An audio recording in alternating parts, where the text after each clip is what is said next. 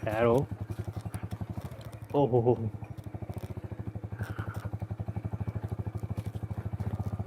अरे मैं गलती कर ली है। 1.5 किलोमीटर है भाई, कैसे होगा ऐसे रोड पे। तो फाइनली जी, इस्लामाबाद की कदीम तरीन मस्जिद जो कि माई कमरू है, इसमें नमाज़ पढ़ने का मौका मिला।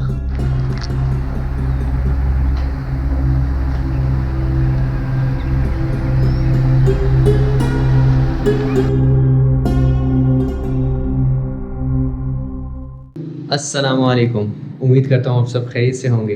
Welcome back to the channel with finally the first video of season 2 जो कि ट्रैवलिंग के लिए मैं बना रहा हूँ।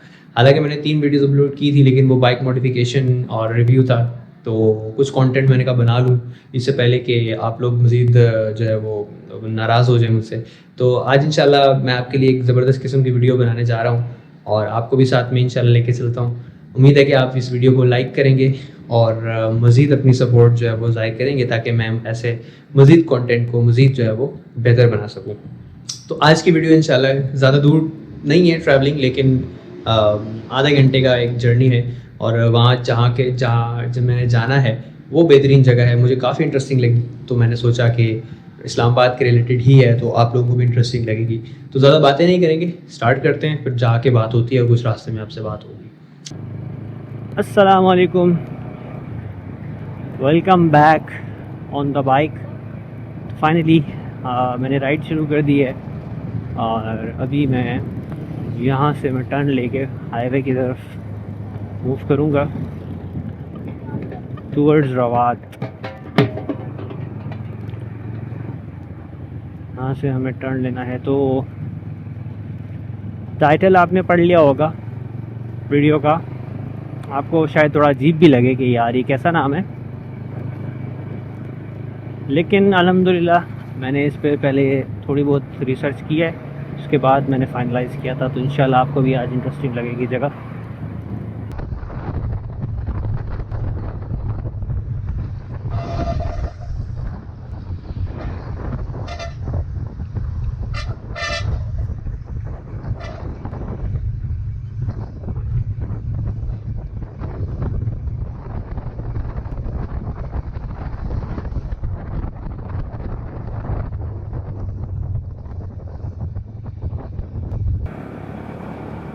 तो ये है जी, ये है नेवल एनकरेज की तरफ जा रही है रोड। और ये सीधा सीधा रास्ता था। गुलबर्ग ग्रीन्स वाला थोड़ा सा मुझे लगा कि वो थोड़ा सा कम थोड़ा पेचीदा सा रास्ता है, लेकिन ये ज़रा सीधा सीधा, तो मैंने कहा चलो यहीं से चलते हैं। और 1 किलोमीटर शॉर्ट भी था तकरीबन यहाँ से, नेविगेशन के मुताबिक तकरीबन 21 किलोमीटर के करीब है, लेकिन बाद में मैंने चेक किया तो जब नेविगेशन पे मैंने स्टार्ट लिया तो वो 23 किलोमीटर शो कर रहा था। ये रेलवे ट्रैक गुजर रहा है मेन लाइन 1 का, लाहौर और पेशावर के दरमियान ये ट्रैक है। अच्छा जी, तो ये जगह है माई कमरू मस्जिद। थोड़ा अजीब लग रहा है आपको, तो इसकी तारीख तो मैं इंशाल्लाह आपको जाके बताऊंगा वहाँ पे, लेकिन यह कि मैं आपको थोड़ा आइडिया देता हूँ। ये कि बहुत ही हिस्टोरिकल मस्जिद है और जब इसके बारे में मैंने पढ़ा कि ये इस्लामाबाद की सबसे कदीम तरीन मस्जिद में आती है, यानी सबसे पहली मस्जिद शुमार की जाती है, और ये बात महकमा आसार कदीमा यानी जो national heritage culture and heritage, तो ये बात उनसे भी साबित है। वहाँ पे बेसिकली एक्सकेवेशन वगैरह हो रही थी साल 2 पहले, तो वो जगह मेरे ख्याल है ऐसे ही थी, उजाड़ थी, किसी को पता ही नहीं था, वो जंगल में थी। तो बाद में एक्सकेवेट किया उसको, तो जब पता चला तो ये बड़ी ज़बरदस्त किस्म की एक शाहकार मस्जिद मिली है। तो उसके बाद उस पर काम जारी है। तो मैंने कंफर्म कर लिया था कि काम की वजह से कहीं रास्ता या उसको क्लोज़ ना किया हो, लेकिन एक वहाँ के लोकल्स से मेरी बात हुई, उसने कहा जी आप आ सकते हैं, तो हो सकता है उनसे मुलाकात भी हो हमारी जाके। फाइनली हम भिम्बर तरार रोड को ज्वाइन करने लगे हैं और गेट 3 है ये बेसिकली नेवल एनकरेज का। तो यहाँ से ये रोड है जो कि हमें लेके जाएगी हमारी डेस्टिनेशन तक।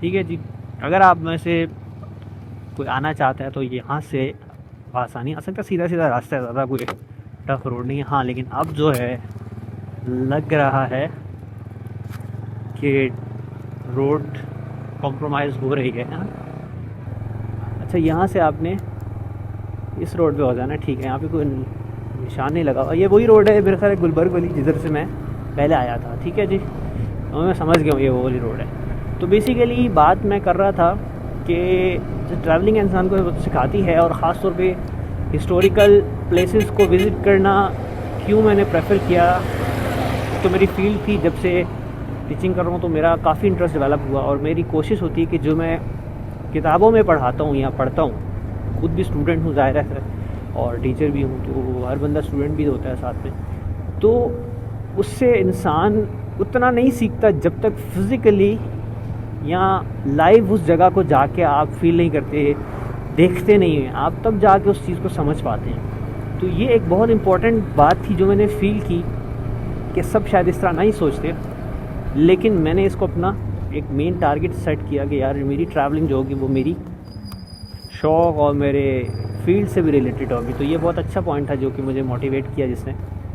तो ये वजह है जिस वजह से मैं ये सब कर रहा हूँ। और आपने देखा होगा कि मेरी तकरीबन अब तक की जितनी भी वीडियोज़ हैं उसमें हिस्टोरिकल ही प्लेसेस मौजूद हैं।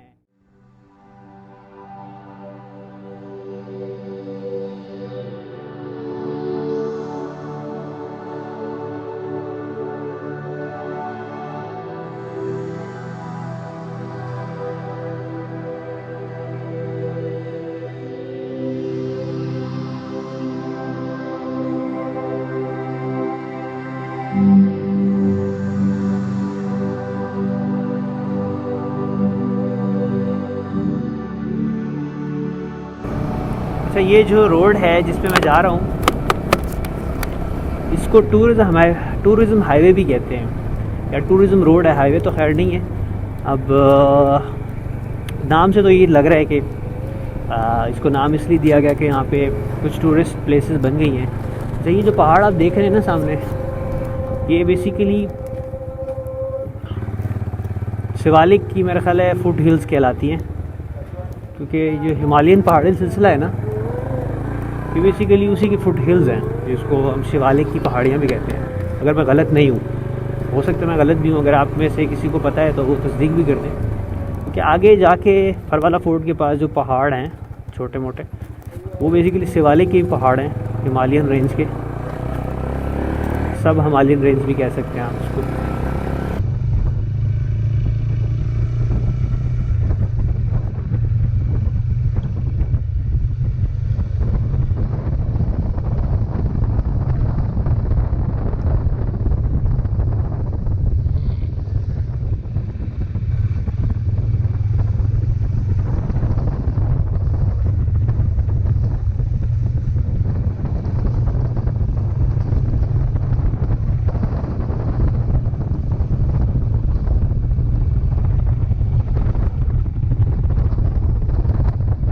ले जी, ऑफ रोड स्टार्ट हो चुकी है। हालांकि मुझे याद पड़ता है कि लास्ट टाइम तो यहाँ ऑफ रोड नहीं था, तो यार बहुत ज़्यादा शायद उन्होंने रिन्यू करने के लिए। तो मेरा एयर प्रेशर जो है ना, ये मुझे काफ़ी अब डिस्टर्ब कर रहा है। अभी हम फिर एक काम करते हैं, बाइक को स्लो कर लेते हैं। राइडिंग टर्न हमारा अब यहाँ पे लिखा हुआ है कि इधर से जाएंगे 500 मीटर है, यहाँ से जाएंगे तो 1.5 किलोमीटर है। तो मेरा ख्याल है यहाँ से ट्राई करते हैं। लास्ट टाइम मैं इधर से गया था और वहाँ से फरवाला फोर्ट के लिए पार्किंग वहीं पे थी, तो यहाँ से ट्राई करते हैं। मेरा ख्याल है 1.5 किलोमीटर ज़्यादा नहीं है, देखते हैं यहाँ से क्या सीन है। क्योंकि अब बोर्ड लगा दिए हैं तो काफ़ी आसानी हो गई है हमारे लिए। बस ये ऑफ रोड का है थोड़ा सा इशू। ये मेरा ख्याल है नया रास्ता उन्होंने खोला है गलबन।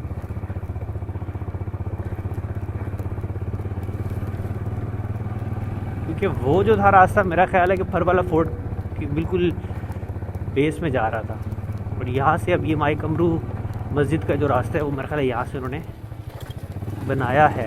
देखते हैं यहाँ से हमें कोई आसानी होती है या नहीं, लेट्स सी। तो अब ये गली मोहल्लों में से हम गुज़र रहे हैं। तो यहाँ पे कंस्ट्रक्शन के लिए मटेरियल पड़ा हुआ है।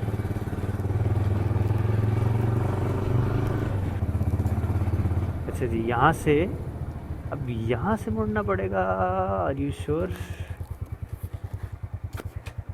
पूछना पड़ेगा। ये रास्ता जाता है, देखते हैं। अब ये एक नया एडवेंचर होने वाला है शायद। चलो जी, मैंने कहा चलो कंक्रीट की रोड आई है, थोड़ा सुकून होगा। लेकिन ये तो अब हम पहाड़ों पे शायद राइड करने वाले हैं गालबन। चलें जी, एडवेंचर आज स्टार्ट होने वाला है हमारा। यहाँ से कैटल्स आ रहे हैं, जानवर आ रहे हैं। ओके, अब देखते हैं हमारी बाइक में कितना दम है। ये रास्ता क्रॉस करने में, चलो अच्छा है यार। एडवेंचर भी अच्छी मज़े की चीज़ होती है। आपको अचानक एडवेंचर नज़र आए, अचानक से ऐसे, तो अच्छा रहता है। खैर हो, ओहो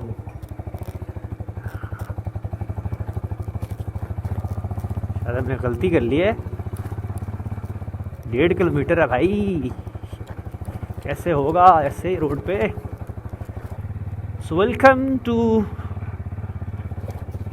the historical site of Pothohar plateau, Mai Qamru मस्जिद एंड सुल्तान मुकरब खान श्राइन। तो माशाल्लाह अच्छा इन्होंने सेटअप कर लिया है आर्कियोलॉजिकल साइट्स वालों ने।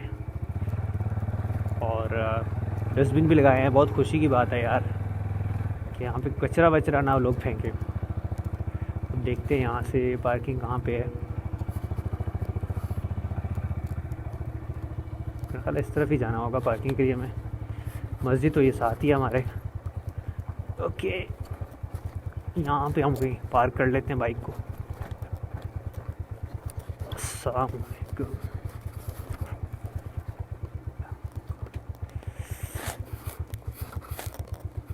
हाँ बिल्कुल, चलो जी।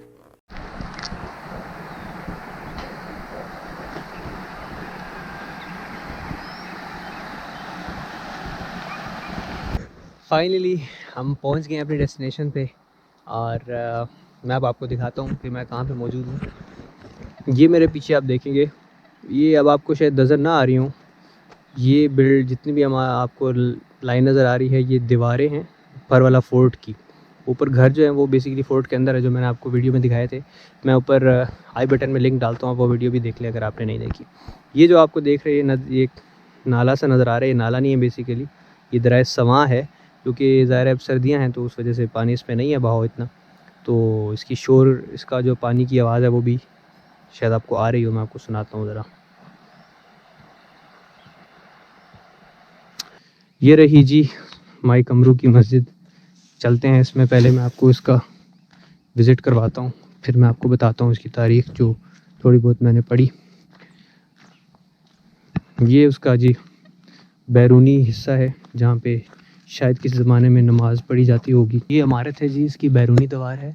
ये 3 इसमें दरवाज़े हैं, 1, 2 और 3। तो ये 1000 साल तकरीबन या उससे कुछ ज़्यादा पुरानी मस्जिद है ये। और अपने बता भी रही है कि ये इतनी पुरानी है। ये देखें जी, पत्थर है। और ये मटेरियल जो था उस ज़माने में, सबसे अहम चीज़ ये होती है कि आज को लोग सोचते होंगे कि ये इमारतें बनी कैसे हैं। तो ये बेसिकली दाल और इस तरह की चीज़ें इस्तेमाल करते थे।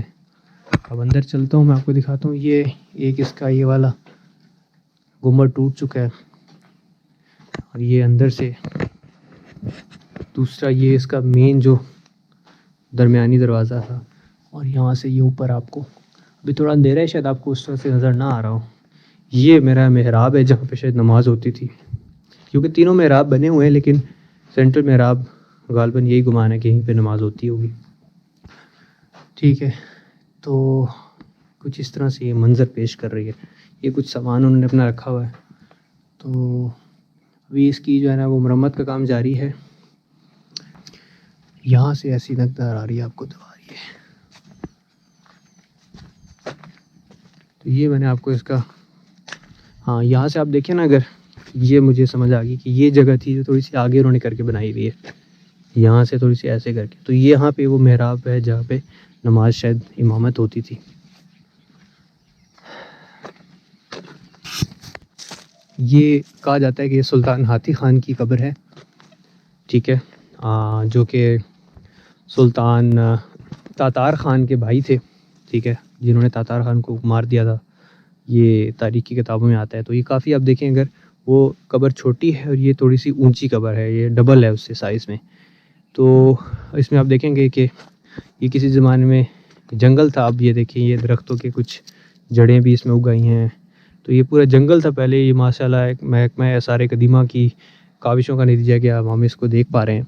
ठीक है, तो ये काफ़ी बड़ा एक अहाता है कब्र के साथ और काफ़ी हाइट पे बनाई गई है। तो यही गुमान है कि हाथी ख़ान की कब्र है, सुल्तान हाथी ख़ान की। तो ये एक्सकवेशन के बाद के ये मनाजिर हैं, वरना ये सब दबा हुआ था सारा ज़मीन के नीचे। अच्छा जी, मुकर्रब ख़ान मकबरे के जाते हुए रास्ते में ना ये इस तरह की और कब्रें भी आपको नज़र आ रही हैं। ये काफ़ी यहाँ पे ये पूरा लगता है ग्रेवयार्ड था किसी ज़माने में, जो कि अब काफ़ी हद तक जंगल होने की वजह से वो ख़राब हो चुका है। चलो मैं आपको दिखाता हूँ थोड़ा सा करीब से। ये किस तरह की कब्र है, ये थोड़ी सी फिर ऊंची कब्र है और ये प्रॉपर एक अहाता बना हुआ है कब्रों का। जी, ये मैं पहुंच चुका हूँ। ये मकबरे का अहाता है सुल्तान मुकर्रब ख़ान का। ये आप देख रहे हैं सारी की सारी जगह जो गहरी हुई है, ये बेसिकली एक्सकवेशन के दौरान ये सारी उन्होंने खुदाई की है ताकि इसके जो आसार हैं वो डैमेज ना हो सकें। ये जो बिल्डिंग है और उसको काफ़ी एरिया क्लियर किया था उन्होंने। सूरज भी ग़ुरूब होने के करीब है। ये उसका एंट्रेंस है। यहाँ से देखें आप थोड़ा सा ना, इसकी हाइट भी बहुत हाइट नहीं है, मतलब ऊंचा नहीं है। तो उसका यही मतलब है कि आप झुक के दाखिल हों। इसका तो शायद यही मतलब समझा जाता है, मुझे एग्जैक्ट नहीं पता कि इसकी हाइट क्यों कम रखी जाइए। तो ये आप देखें, अब ये भी ऐसे लगता है कि ये कब्रें ही हैं मकबरे की बाहर अहाते में। और ये एक पत्थर अगर आप देखें तो ये कब्र का ही एक निशान नज़र आ रहा है। तो हम इसको थोड़ा सा अवॉइड करके चलते हैं। फिर ये कुछ और पत्थर आपको नज़र आ रहे हैं ज़मीन पे। शायद ये मज़ीद एक्सकवेशन के बाद पता चले कि ये भी कब्रें होंगी। और ये भी एक इमारत सी है। ये बेसिकली गुमान ये किया जाता है कि ये वॉच टावर थी शायद, और ये सिखों के ज़माने में शायद वॉच टावर बनाया गया था, बट श्योरिटी नहीं है अभी किसी भी की बात की भी। और ये भी कुछ कब्रें छोटी मौजूद हैं। तो ये पूरा एक अहाता है जो कि काफ़ी कब्रों में मुश्तमिल है। मकबरे के अंदर से अंदरूनी हिस्सा मैं आपको दिखाता हूँ। यहाँ से एंट्रेंस है इसकी, और मज़े की बात है कि यहाँ पे इसमें कब्र नहीं है इस पूरे मकबरे के अंदर। ये आप देख रहे हैं बिल्कुल ख़ाली है। अब हो सकता है कि इसके नीचे कब्र हो, खुदाई करने के बाद पता चले, लेकिन लगता नहीं क्योंकि फ़र्श मौजूद है यहाँ पे ना। तो तारीख़ दान या तारीख़ से ये पता चलता है कि सिखों ने इनकी कब्र यहाँ से निकलवा के बाहर कहीं दफना दी थी, कुछ ऐसी ही बात है। और यही बात अगर आपको याद हो, मेरे रवात फोर्ट के विज़िट में मैंने आपको बताई थी, सुल्तान सारंग ख़ान के जो मकबरा है उसमें भी उनकी कब्र नहीं है और वो बाहर अहाते में दफनाई थी जब सिखों ने यहाँ पे हमला किया था। जी, आपने मस्जिद देखी, माई कमरू मस्जिद जो है, इस कमरू मस्जिद का नाम जो है वो हाथी ख़ान की बेगम जो थी उसके नाम पे रखा गया।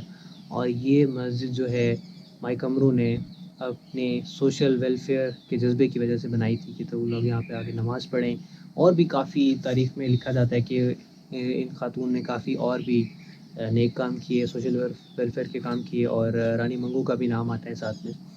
तो गखड़ इस पोटोहार के इलाके के पुराने रहायशी थे। और माई कमरू जो हाथी ख़ान की बेगम थी, और हाथी ख़ान कौन था, बेसिकली हाथी ख़ान और तातार ख़ान जो दो भाई थे, और उसकी तारीख फरवला फोर्ट में मैंने डिस्कस की थी। तो बेसिकली हाथी खान जो थे उन्होंने अपने भाई तातार खान को इस इलाके की सल्तनत के लिए ये कहा जाता है कि उनको मार दिया था, और उसकी वजह से जो है वो बाद में इस इलाके पे काबिज़ हो गए थे। तो वो बड़ी कब्र भी हाथी खान की थी और ये कमरू मस्जिद भी उसकी बेगम ने बनवाई थी। तो अगर आप इसका आर्किटेक्चर देखें इस पूरी मस्जिद का, तो जो रवात किले की जो भी मस्जिद मैंने आपको दिखाई थी, सुल्तान सारंग जहाँ पे उनका मकबरा भी है, तो उनका और इसका मस्जिद का आर्किटेक्चर बहुत कॉमन लगता है। तो यही समझ में आता है कि ये एक ही टाइम पे बनाई गई थी मस्जिदें, यानी 1000 और 1010 के दरमियान। तो ये काफ़ी तारीख़ी मस्जिद है और इसमें बहुत से लोग शायद नमाज़ पढ़ा करते थे किसी ज़माने में। तो बड़ी यूनिक किस्म की आर्किटेक्चर है और जिसमें लोधी आर्किटेक्चर भी झलकता है। तो ये कुछ बहुत सी ब्रीफ सी तारीख़ है जो कि माए कमरू मस्जिद के बारे में थी। सुल्तान मुकर्रब ख़ान के मकबरे की अगर मैं बात बताऊँ आपको, तो ये ऐसा मकबरा है कि जिसमें कब्र मौजूद नहीं है, और यही मामला सुल्तान सारंग ख़ान के मकबरे के बारे में मैं आपको बता चुका हूँ रवात फोर्ट की वीडियो में। मुकर्रब ख़ान भी एक सुल्तान थे, या आप कह सकते हैं कि एक सरदार थे गखड़ों के कबीले के। और उनकी कुछ तारीख़ जो मैंने थोड़ी बहुत पढ़ी, जितना वक्त मिला मुझे, वो मैं आपको बताता हूँ। मुकर्रब ख़ान जो थे बेसिकली जब नादिर शाह दुरानी ने हिंदुस्तान पे हमला किया दिल्ली की सल्तनत पे, उस टाइम पे 1739 की बात है। तो उस टाइम मुग़ल काफ़ी कमज़ोर हो चुके थे और अहमद शाह जो उस टाइम मुग़ल बादशाह थे उनको शिकस्त देने में कामयाब रहे।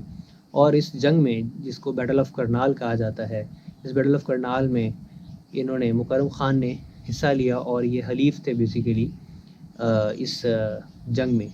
और अहमद शाह अब्दाली जो कि नादिर शाह के एक कमांडर थे, उनके नादिर शाह की वफ़ात के बाद अहमद शाह अब्दाली हुकूमत में आ गए और उन्होंने दुरानी एम्पायर भी बनाई थी।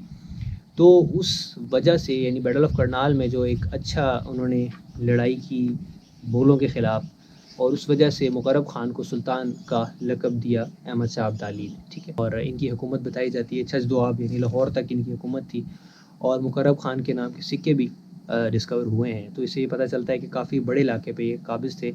अटकता जेहलम इनकी हुकूमत कही जाती है, बताई जाती है। लेकिन जब मुग़लों का ज़वाल हुआ और सिखों की हुकूमत जो है वो जब पूरे इस इलाके में फैली, तो सिखों ने यहाँ पे आके हमला किया। इसी तरह से रवात फोर्ट पे भी हमला करके सुल्तान सारंग की कब्र की बेहुरमती की।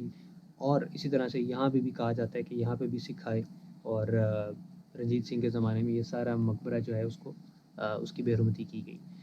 तो ये था कुछ मुकर्रब ख़ान के बारे में। उम्मीद है आपको ये अच्छा लगा होगा व्लॉग, और ये कुछ हिस्ट्री भी जो मैंने टूटी फूटी हिस्ट्री समझाई है आपको। अगर मैं कहीं गलत हूँ तो आप मेरी कमेंट्स में ज़रूर तौसीक़ कर दीजिएगा।